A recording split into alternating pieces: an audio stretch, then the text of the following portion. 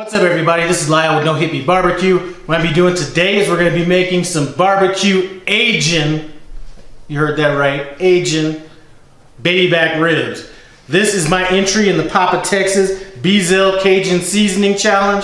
So basically what I'm going to be doing in this recipe is we are going to be fusing Asian and Cajun to come together and make Cajun.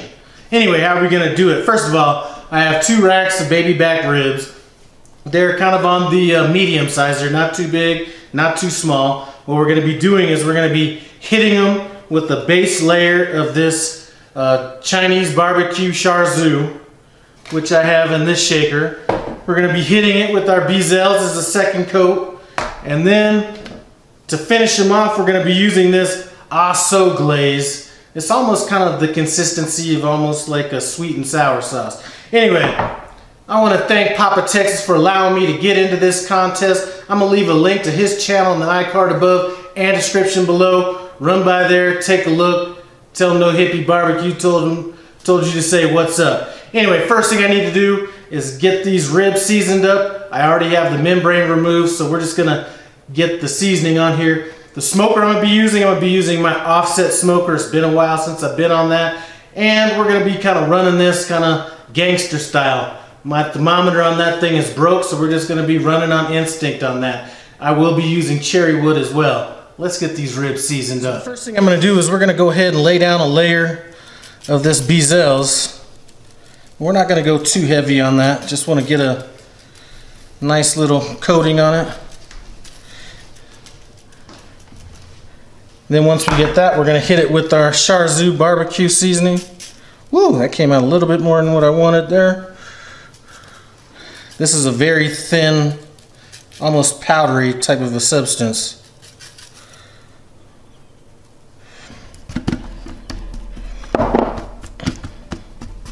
Actually, that looks like it's going to go in well. I'm going to do both sides of this. There's no need for you guys to watch me do the other side. When I'm done with this, I'm going to go out and get this smoker ready to go. So I'll see you outside. So I just lit this smoker right here. As you can see, there's a lot of white smoke coming out of this. We're not going to want to put our meat on until we start getting to like a thin blue smoke or kind of even a lighter white smoke, but definitely don't want to put your ribs on right now, or they will come out with an over smoke flavor on them. Here's what our ribs look like. My smoker's up to temp. Let's get outside. Looks like it's about time to get our meat on. As you can see, there's not any white smoke coming out. This is what we're looking for right here. Alright, let's get these bad boys on. And actually, these things are developing a pretty good color on them. Now, I am going to have to calm down this heat. Looks like we are running pretty hot. Like I said, my thermometer is not working, but I'm about to shut this. I'm about to shut down my smoker box just a little bit. But we're probably going to be running in that 275 area. So here's kind of how I have my smoker box set up. I have it cracked about this much here, and from experience I know that this is going to keep me in that 265 270 range.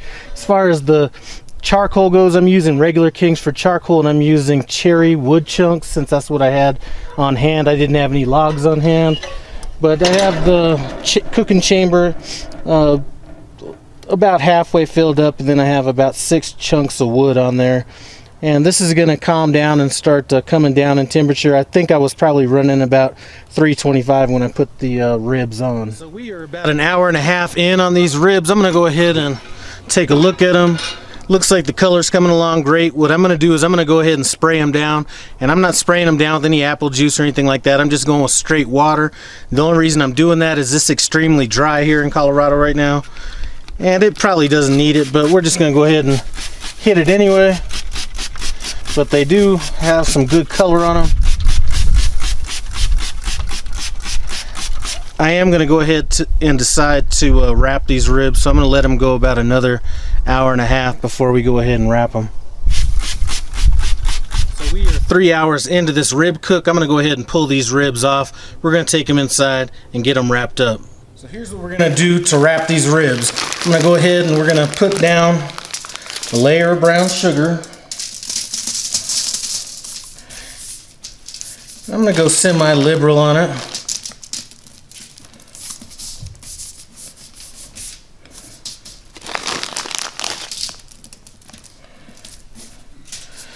That should be enough right there. We're gonna hit it with some of this BeaZell seasoning.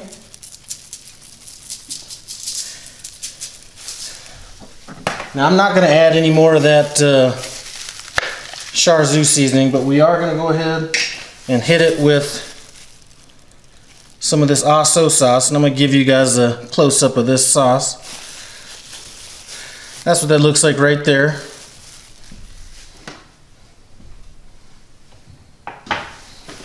And we're gonna hit it with some of this squeeze butter.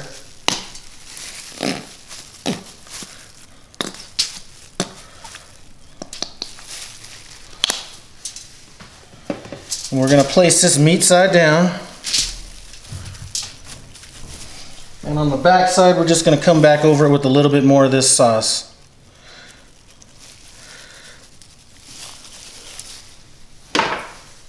And what's going to happen is this is all going to form a glaze that we're going to finish the ribs off with. So I'm going to go ahead and just go ahead and wrap these up.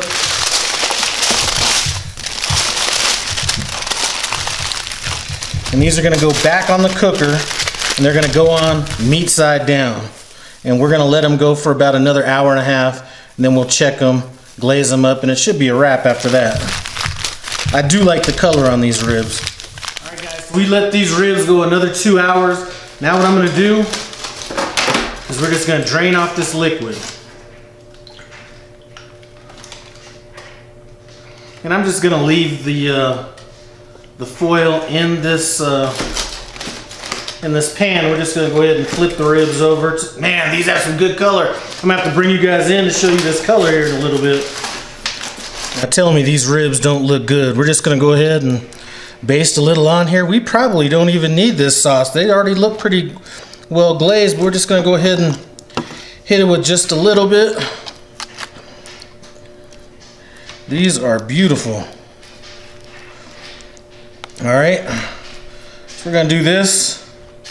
Now, since this is a BeaZell's challenge, what I'm gonna do is I'm just gonna go ahead and sprinkle just a little fairy dust on there. We're going to throw these back out on the smoker probably for about another 35-45 minutes, and it's a wrap. So this is it. This is a done deal. I think the color on these ribs is magnificent. I'm going to go ahead and get Mason. We're going to come up here and do a taste test, see what's up. He has no idea what season I used on this, so hopefully he can give us his unbiased opinion as to what the flavor profile is. So it looks like it's just gonna be me on this taste test, so let's get in, see what's up.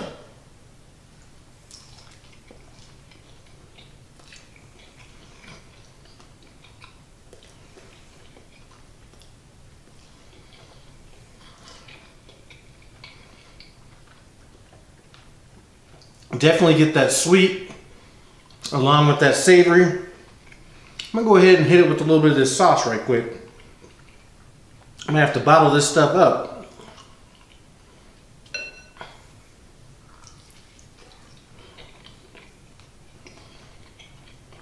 Yeah, that sauce right there is killer. Anyway, these are so good.